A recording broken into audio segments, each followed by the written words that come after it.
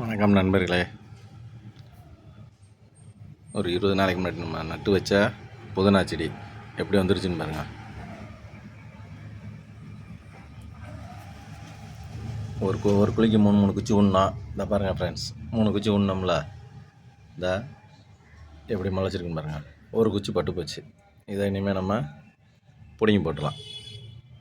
வேறு இருந்தாலும் பட்டு போச்சு. இதை பிடிங்கிடலாம். அதே மாதிரிக்கு இங்கிட்டு ஒரு 3 குச்சி உண்ணோம். இந்த இருக்குல்ல ஃப்ரெண்ட்ஸ், பாருங்கள், தெரியுதா? பட்டு போச்சு பாருங்கள். இப்போ எப்படி இருக்குண்ணே, அருமையாக செடிக்க புதினா காய்ச்சிருச்சு, விளைஞ்சிருச்சு ஃப்ரெண்ட்ஸ். இன்னொரு 10 நாள் தான் வீட்டுக்கு நம்ம புதினா எடுக்கலாம் ஃப்ரெண்ட்ஸ். கீழே தழுத்துக்கிட்டு இருந்துச்சுல, காமிச்சில்ல ஃப்ரெண்ட்ஸ், பழைய வீடியோவில் பாருங்கள், தெரியும். நேரம் எப்படி இன்னொரு 10 நாளில் வந்துடும் ஃப்ரெண்ட்ஸ். தலைன்னு நல்லா மனமாக இருக்குது ஃப்ரெண்ட்ஸ். இந்த குச்சை பிடுங்கையிலே கையில் மனம் இருக்குது.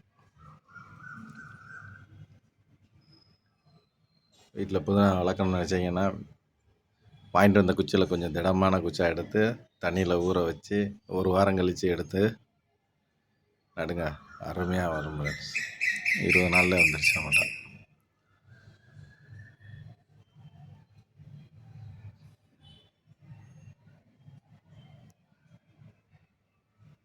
Thank you friends.